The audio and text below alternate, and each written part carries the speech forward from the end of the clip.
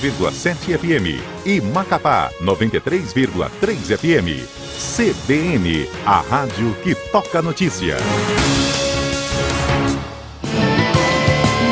Estação CBN.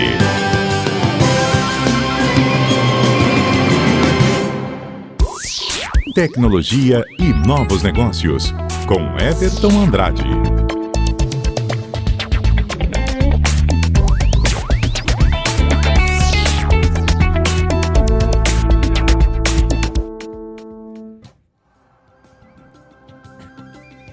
Uma hora e 34 minutos em Rondônia, a gente está de volta com o Estação CBN, agora é hora da nossa coluna Tecnologia com o Everton Andrade. Hoje a gente vai falar um pouquinho sobre Deep Web, os riscos que ela pode gerar, a Deep Web, né, Everton? Que é a parte negra da internet, né? A gente encontra cada coisa nela, né? Verdade. Boa tarde, Matheus. Boa tarde a quem está nos ouvindo. Pois é, eu, na verdade, venho para falar, para esclarecer que, na verdade, não é tão negra assim. Eu vou tentar colocar alguns aspectos técnicos que a Deep Web tem, sim, esse lado negro, mas ela tem muitas outras coisas. Ela recebeu essa fama muito mais por causa da forma que ela funciona, né? Então, o que acontece? A Deep Web, né, a internet profunda, né, ela recebe essa fama principalmente pela forma não tradicional que a gente tem para acessá-la. Então, enquanto aí na internet tradicional, a gente vai, abre o nosso navegador, digita o endereço do que a gente quer acessar lá e, magicamente, todos os protocolos se comunicam, acessam um banco de dados e nos fornecem na tela do computador aquela página que a gente quer acessar ou o serviço que a gente quer acessar, ou, para quem nem sabe o endereço, coloca num buscador e magicamente o buscador como Google ou Bing ou qualquer outro buscador vai lá e encontra essa página facilmente, você só clica. Então isso é como funciona a internet tradicional. É o que a gente tem de mais acessível à informação.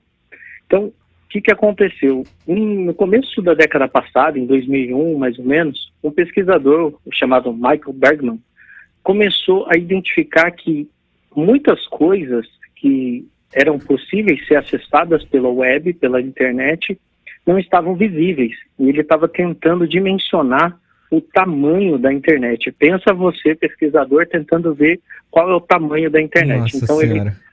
ele observava a quantidade de tráfego na internet e tentava ver para onde estava indo. E algumas coisas magicamente sumiam do mapa.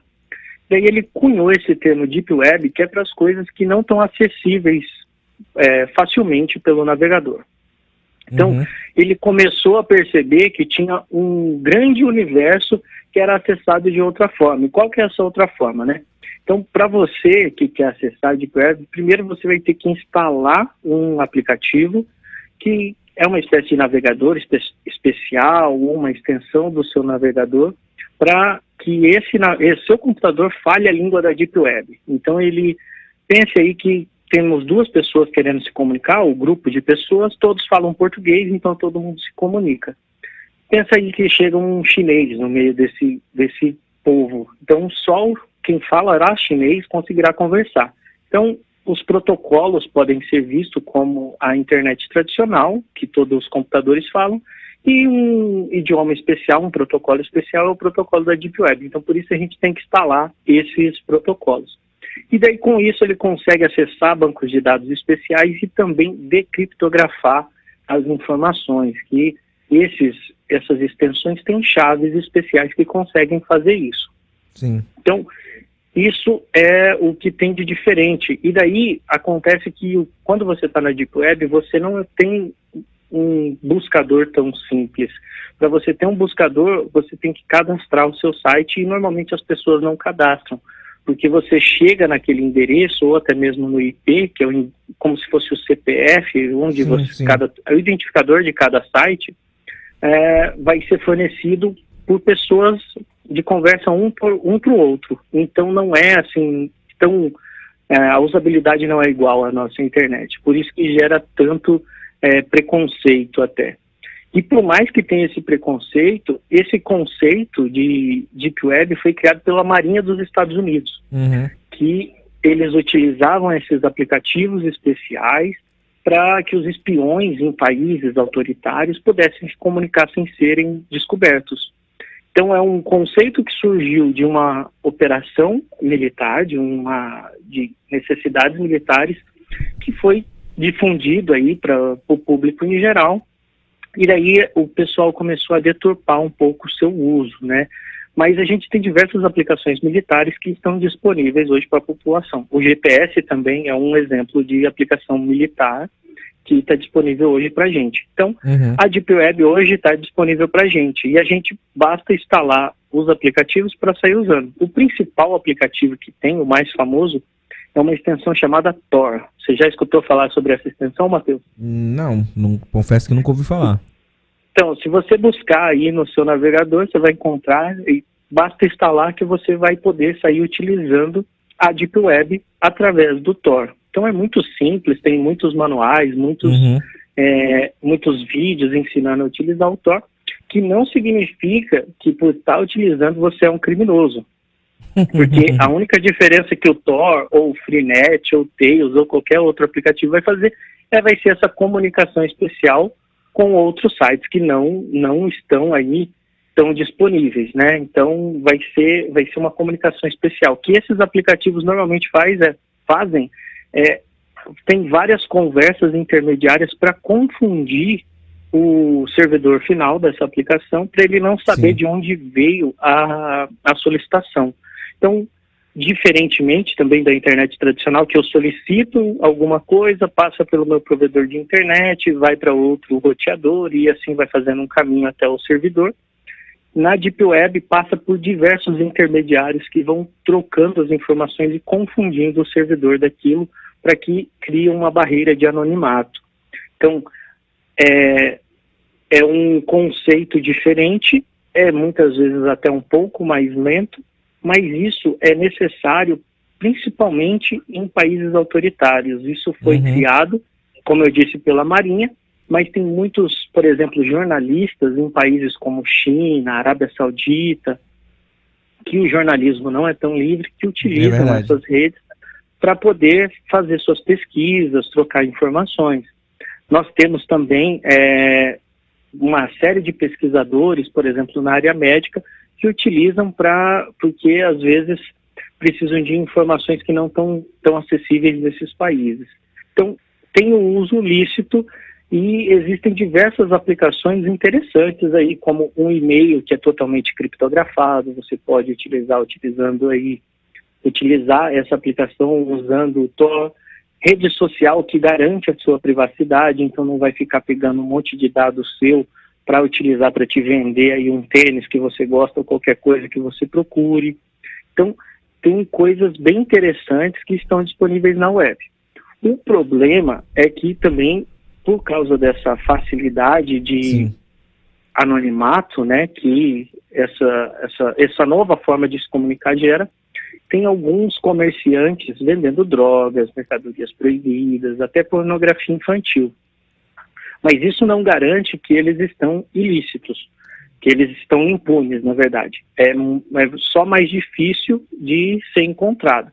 A gente tem alguns casos que foram desvendados utilizando a Deep Web. O mais famoso é um caso da Silk Road, ou Rota da Seda, que aconteceu nos Estados Unidos, que eles vendiam drogas, era um site enorme de venda de drogas, mas o FBI utilizou a própria Deep Web para encontrar o cidadão que era responsável por esse site.